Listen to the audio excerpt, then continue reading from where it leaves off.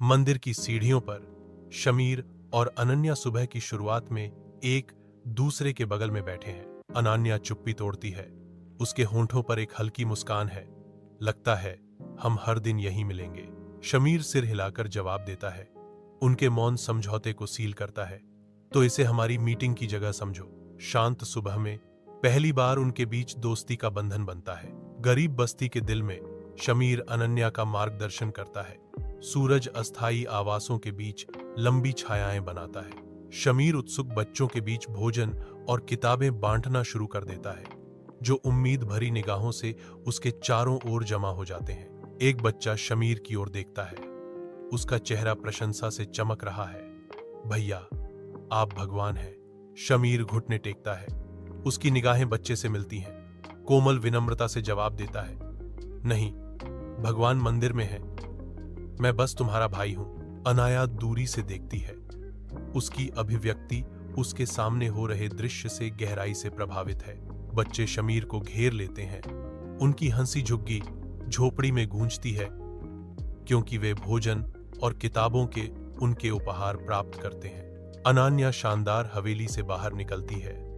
उसकी साधारण पोशाक उसकी शानदार परिवेश के विपरीत है। एक नौकर भागता है।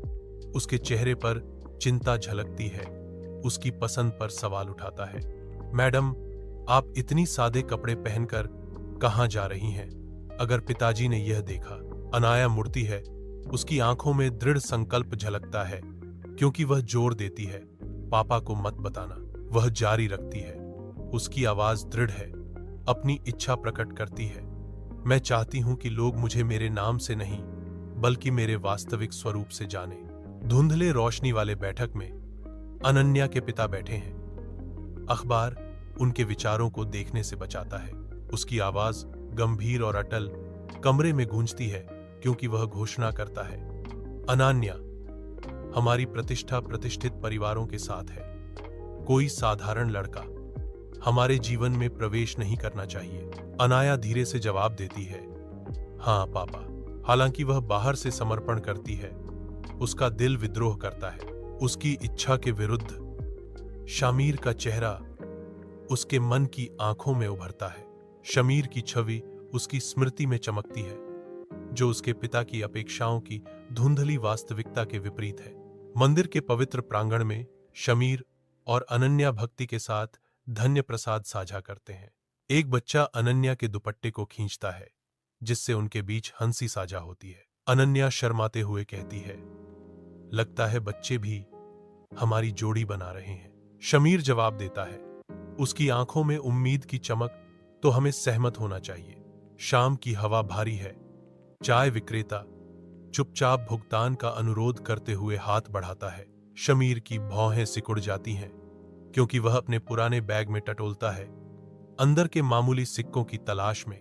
अनाया की आंखें नरम पड़ जाती हैं और वह पूछती है, क्या तुम्हारे पास बस इतना ही है? शमीर ऊपर देखता है। उसकी आवाज में एक चुनौती का भाव है। हाँ, लेकिन यह कड़ी मेहनत से कमाया जाता है। अनाया धीरे से सिक्कों को छूती है। उसकी आवाज में गर्माहट भरी है। तो यह सबसे कीमती है। बारिश से भीगी रात के आवरण में शमीम अनन्या को छाता बढ़ाता है, जो बारिश से बचाने का एक मौन प्रस्ताव है। अनन्या धीरे से विरोध करती है, यहां तुम गीले हो रहे हो। उसकी आवाज मूसलाधार बारिश के खिलाफ नरम है। शमीर बेफिक्र मुस्कान के साथ जवाब देता है, मैं बारिश का दोस्त हूं। जैसे ही बूंदें उसके चारों ओर गिरती हैं, एक कोमल क्षण में अनन्या कबूल करती है, और मैं तुम्हारे साथ। जैसे दुनिया उनके चारों ओर से फीकी पड़ जाती है। जैसे जैसे शाम ढलती है, मंदिर की सीढ़ियां दिन की आखिरी रोशनी से चमक उठती हैं। अनन्या की धीमी फुसफुसाहट हवा में तैरती है, काश तुम जानते कि मैं कौन थी। शमीर जवाब देता है, उसकी आवाज में भ्रम का एक संकेत, आपका क्या मतलब है? अनन्या अपनी पिछली बात को खारिज करती है। उसके होंठों पर एक उदास मुस्कान है। कुछ नहीं, बस एक दिल्ली सोच। शमीर सिखाना शुरू करता है, क्योंकि धूल के कण झुग्गी की लोहे की छत को छेदते हुए कमजोर धूप में नाचते हैं। शमीर की गर्मजोशी भरी मुस्कान चमकती है। उसकी आंखें सिकुड़ जाती हैं, जो शिक्षण के प्रति उनके जुनून को दर्शाती हैं।